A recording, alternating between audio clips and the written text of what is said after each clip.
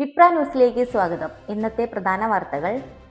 വായുമലിനീകരണത്തിലും മൂടൽമഞ്ഞിലും വലഞ്ഞ് രാജ്യതലസ്ഥാനം. കാഴ്ചമങ്ങും വിധമുള്ള മഞ്ഞിൽ ഇന്നലെ വാഹനങ്ങൾ കൂട്ടിയിടിച്ച് 4 പേരാണ് മരിച്ചത്. 5ാം ക്ലാസ് വരെയുള്ള വിദ്യാർത്ഥികൾക്ക് നേരത്തെ ക്ലാസുകൾ ഓൺലൈൻ ആക്കിയിരുന്നു. വിമാന ട്രെയിൻ സർവീസുകൾ തടസ്സപ്പെടുമെന്നും മുന്നറിയിപ്പുണ്ട്. ഇന്നലെ ഡൽഹി എയർപോർട്ടിൽ നിന്നും പുറപ്പെടേണ്ട 131 സർവീസുകളും എത്തിച്ചേരേണ്ട 97 സർവീസുകളുമാണ് റദ്ദാക്കിയത്. തൊഴിലുറപ്പ് ഭേദഗതി ബില്ലിനെതിരെ പാർലമെന്റിനകത്തും പുറത്തും പ്രതിഷേധം ശക്തമാക്കി പ്രതിപക്ഷം.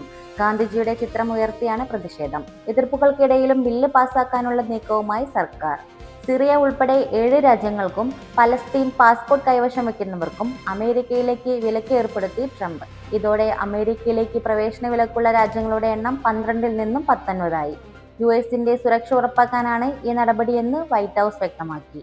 30ാമത് അന്താരാഷ്ട്ര ചലച്ചിത്രമേളയിൽ പലസ്തീൻ 36 ഉൾപ്പെടെ കേന്ദ്രം വിലക്കിയ 9 സിനിമകൾക്ക് പ്രദർശനാനുമതി. വിലക്കിയ സിനിമകൾ പ്രദർശിപ്പിക്കുമെന്ന കേരള സർക്കാരിന്റെ ഉറച്ച നിലപാടിന് പിറകെയാണ് പ്രഖ്യാപനം വന്നത്. 6 സിനിമകൾക്കാണ് ഇനിയും അനുമതി ലഭിക്കാനുള്ളത്. 98ാമത് ഓസ്കാറിൽ മികച്ച ഫീച്ചർ ഫിലിമിനുള്ള ഷോർട്ട് ലിസ്റ്റിൽ ഇടം പിടിച്ച് ഹോംബോക്സ്. നീരജ് ഗൈവൻ സംവിധാനം ചെയ്ത സിനിമ സെപ്റ്റംബർ 26-നാണ് തിയേറ്ററുകളിലേക്ക് എത്തിയത്. കാനിലും ടൊറോണ്ടോ ഇന്റർനാഷണൽ ഫിലിം ഫെസ്റ്റിവലും പ്രദർശിപ്പിക്കപ്പെട്ട സിനിമ പ്രേക്ഷക ശ്രദ്ധ നേടിയിരുന്നു. ടൊറോണ്ടോയിൽ ഇന്റർനാഷണൽ പീപ്പിൾസ് ചോയ്സ് അവാർഡിൽ 3ാം സ്ഥാനവും സ്വന്തമാക്കിയിരുന്നു.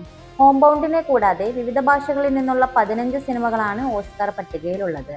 ഇതുപോലുള്ള ന്യൂസ് അപ്ഡേറ്റ്സിനായി വിപ്ര ന്യൂസ് സബ്സ്ക്രൈബ് ചെയ്യുക.